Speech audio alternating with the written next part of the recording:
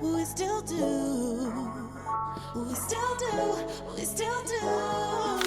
We still do after all this time at the altar. I alter my mind and vow to God I love you till he make his return. The rain should be the least of your concern. Under God's umbrella, I promise to provide and preserve his word and to serve your mind and spirit. Let me drive the boat. I promise I'ma steer it. The devil cannot get near it. You'll know this soon as you hear it. You need me, I need you. Even after the altar, we still do.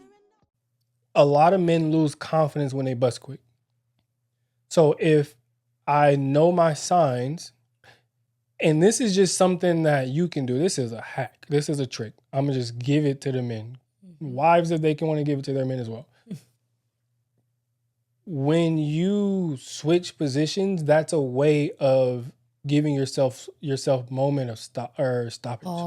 Pause. You know what I'm saying? Like, or, doing other things to kind of give yourself that time to come off of stimulation a little bit, so you can kind of regroup. Right. You know what I'm saying? Like, I really hope that helps somebody, because I can see a lot of people getting frustrated because it's like, man, like I just don't know what to do. Like I keep busting quick. Of course you keep busting quick because you can't stop pumping. Yeah. Of course you gonna bust quick. It's serious though. But I think, and I love that you're sharing that, because I do believe it'll be able to help someone, if it's not a husband, a wife, to tell a husband, tell a friend to tell a friend. Because in recognizing your pre-climax cues that your body is happening, you're being like that. aware. I like clues. I like Clues. Okay, clues. Being aware of what your body is signaling, then you can slow down to not rush and to be present in the moment. But it also makes the moment better. It also builds a deeper connection, and it also builds a greater satisfaction, because not only are you not rushing to get through it, you're regulated so that I can also get mine too. You know what I'm saying? Yeah. And so I can see how, for men who don't understand, like, okay, look, this is what it is, this is how I'm feeling. Or for men that try to take themselves out of the moment to focus on something else so that they can withstand and to go longer. And I would much rather you be present in this moment with me, so we are equally satisfied in it, than for you to be at the baseball park and I'm here. Like, nah, I want you here present in this moment. And so I love that. And how you said it's something that men can learn. You can learn to regulate. If it's not something that you do know now, you can learn how to do that. It's something that can be learned. It's not a physiological failure or a moral failure because you bust quick and you don't know how to. Like, you can learn that. Like, you can learn the clues and you can learn the cues of your body to help you better satisfy your partner. Yeah, and the thing is, like, I don't want men to be shameful at busting quick. Busting, that is so many different ways to look at that. You know what I'm saying? But I don't want shame around that, because when you think about that type of shame, that really creates anxiety about the next time. And that anxiety does something to the body that makes you bust quick. Yeah. Like, anxiety literally affects you. Like, when I feel anxious, just like in general, like in life, I feel that in my stomach. Like, I feel like my stomach feels uneasy, you know what I'm saying? And like that going into, like, imagine like feeling anxious going into, a moment of like sexual interaction with your partner. And it's like it really, like, anxiety low key kind of takes you out of the moment. Yeah. Like, anxiety takes you from being present. Anxiety takes you from being able to read your partner's cues. You know what I'm saying? Like, are you identifying, like, does she like this? Does she not? Like, is she fully present? Do you need to do something else to help arouse her? To take her to another, whatever. Like, anxiety keeps you from being present. And so busting quick brings a lot of anxiety, a lot of shame, which then creates anxiety. And I don't want men to feel anxious about, like, busting quick. Like, how can you the next time, or how can you talk with your partner, what you need to talk about with your partner to help you next time not do that? What do you need to know about yourself to avoid that? What are your cues? You know what I'm saying? So you can respond accordingly, call a timeout. And Not you literally. and you can get back in there. Like I know you feel the pressure of the shot clock running down, but you still got a timeout. The shot clock is wild. You can still call that timeout. You know what I'm saying? So anyways, I digress. That is good how you were talking about anxiety, because there's also an anatomy anxiety that we can sometimes feel because our bodies are made differently, and we can sometimes feel embarrassed about that in the makeup of God's design, which is nothing to be embarrassed about, because this act of intimacy, we don't have to be perfect. We just have to be present. Yeah. That's the way that God designed it to be. We just need to be present in the moment, but not perfect.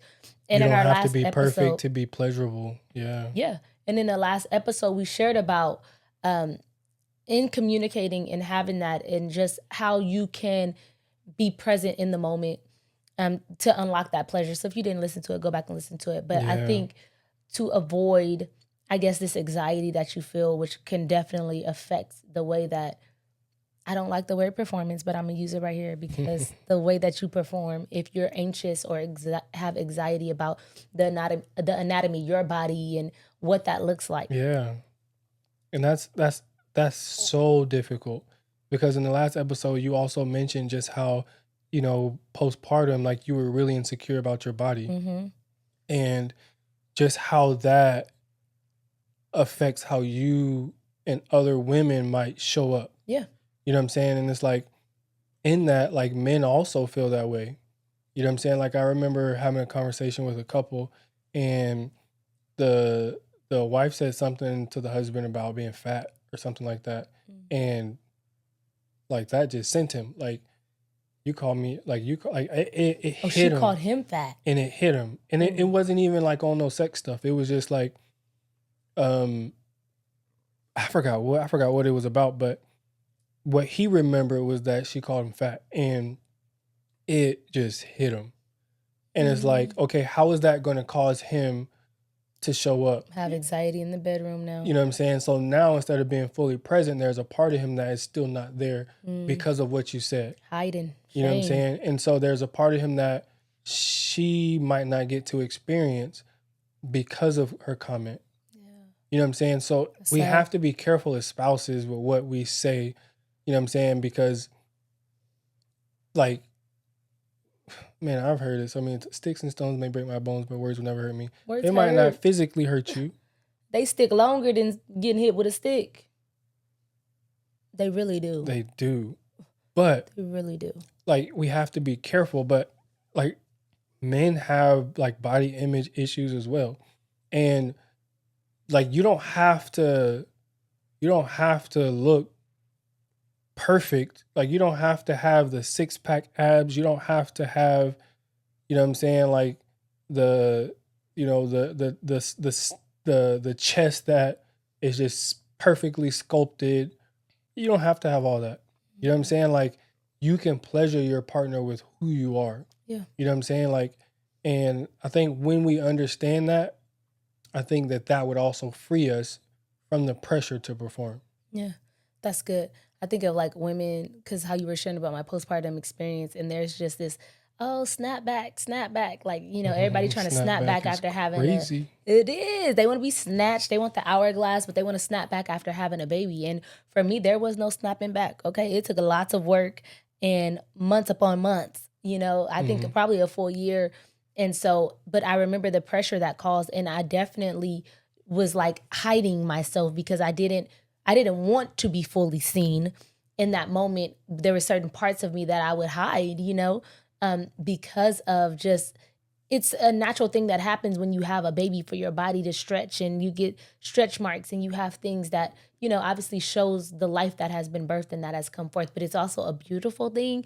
And I remember this in, I think it was Marriage on the Rock, and he was like, you should not ever compare the mother of your children to somebody who ain't birthed no children of yours. Like, don't ever compare me to someone else. Yeah, like to compare me to an Instagram model when I just birthed your children and she ain't got them. Like, you know what I mean? So there is a lot of pressure around that, even like you said, in terms of body image for women and men. But I just wanted to speak to the women to not feel that pressure, because one thing is in being vulnerable and sharing that is I've allowed you to be able to love me through all the stages that I've gone through. Yeah. Forever and always, gonna love you and always. No doubt you're my blessing. Ain't no second guessing. No one can separate. We find a good thing. Even after the altar, it's marriage in motion.